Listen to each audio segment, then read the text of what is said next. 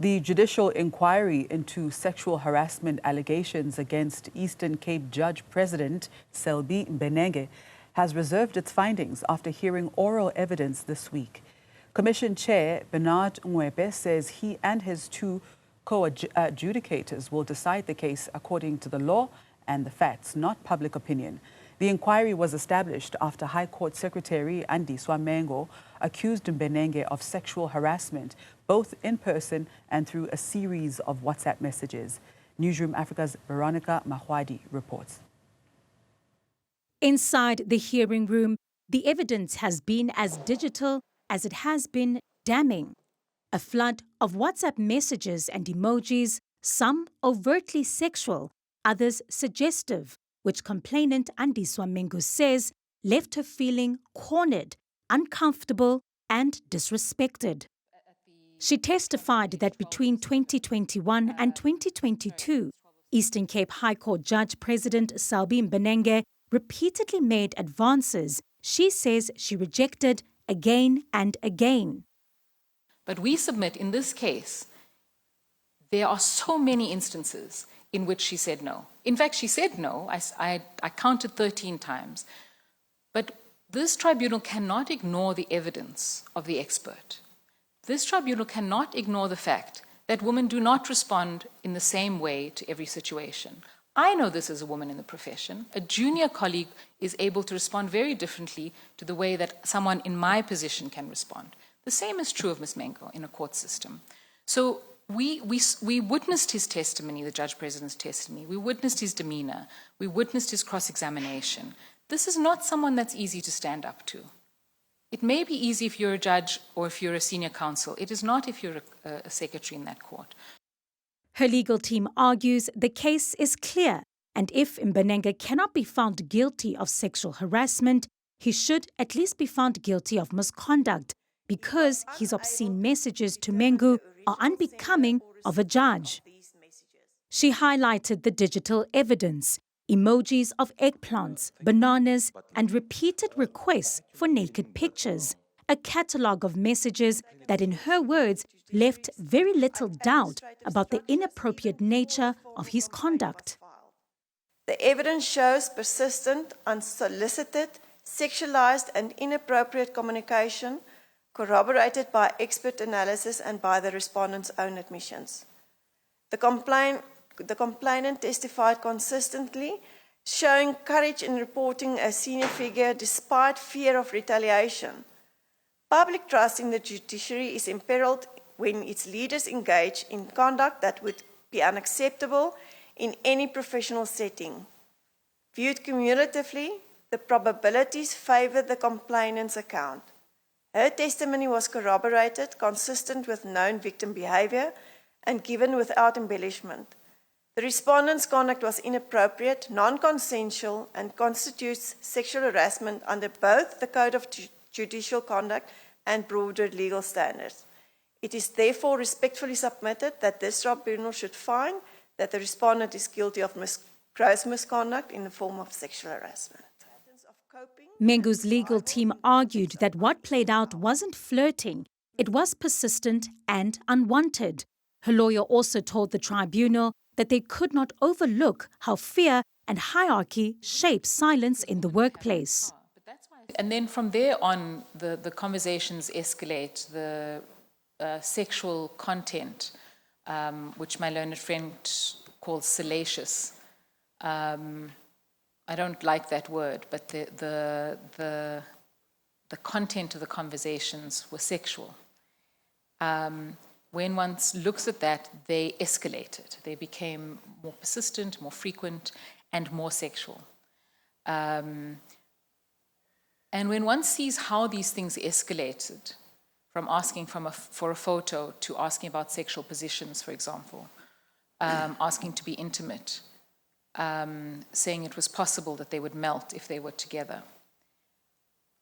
We would submit that when one looks at that in context, it is not improbable that on the 14th of November, that the respondent called Ms. Mengo to his office, that he then escalated things even further and attempted to unzip his pants and pointed to his penis.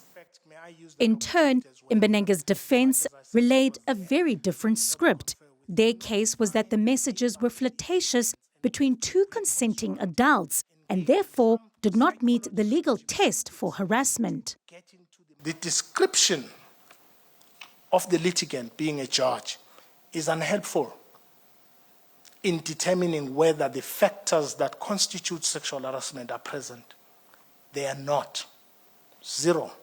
You can ignore my interpretations, but I submit that what is before you does not sustain any of the three pillars of this very serious, very humiliating, sordid saga. And unless there are questions, Chair and members of the tribunal, we ask you to find where the evidence takes you. And in our view, nothing takes you to sexual harassment. He argued there was no sexual encounter in his office, no explicit image to show the tribunal, and that his superior position did not automatically violate consent. We must avoid a generalized approach, one-size-fits-all approach, depending on how we feel.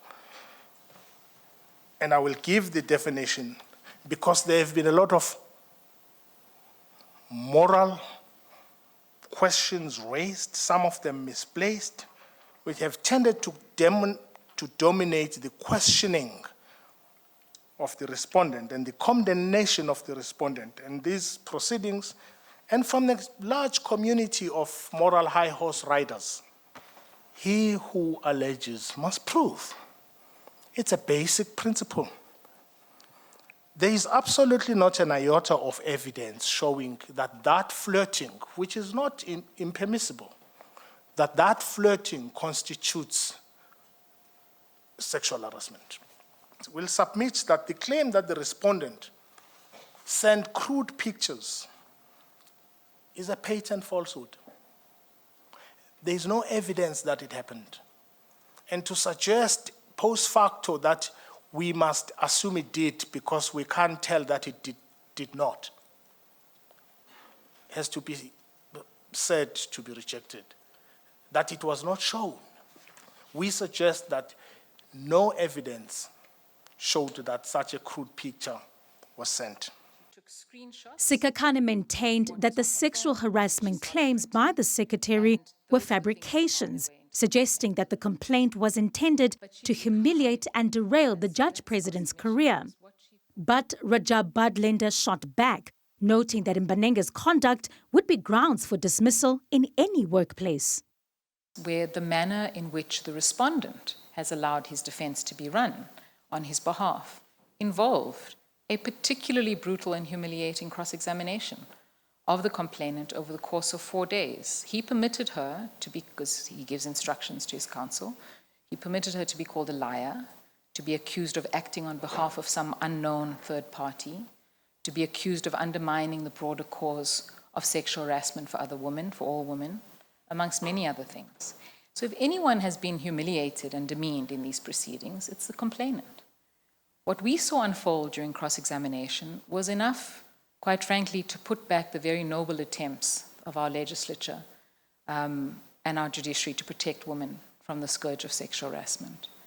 And the fact that the judge-president thinks that the way in which the complainant has run its case is designed to humiliate him really bears no resemblance to any facts that this tribunal has had placed before them. And then inside the hearing room, Judge Mweba pressed both sides. He noted that while some of Mengu's messages might have been seen as playful, the key question remained: did she clearly indicate objectively that she was not consenting? He also challenged the defense, pointing out that even by their own account, the tone of some of MBENENGE's messages was inappropriate. Actually, should we find that the respondent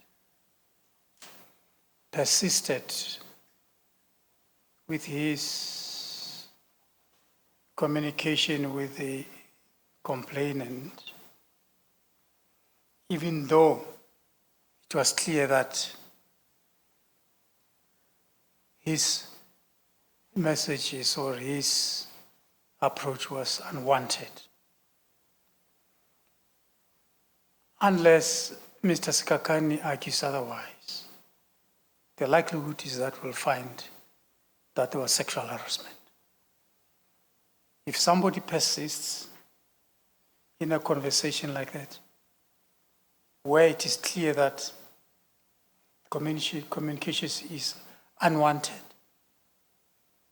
the likelihood is that we'll find sexual harassment, which therefore means that the real question in this case is,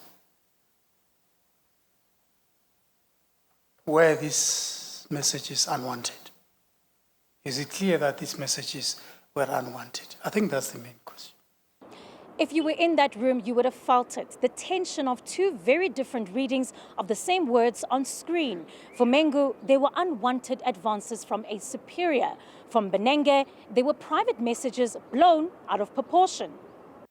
Throughout his testimony, the respondent leaned heavily on his reputation, his years of service, his leadership role, his record as a judicial officer. But professional stature does not place anyone above accountability. Indeed, it demands a higher standard of conduct. The evidence shows that his behavior was deliberate, sustained, and exploitative.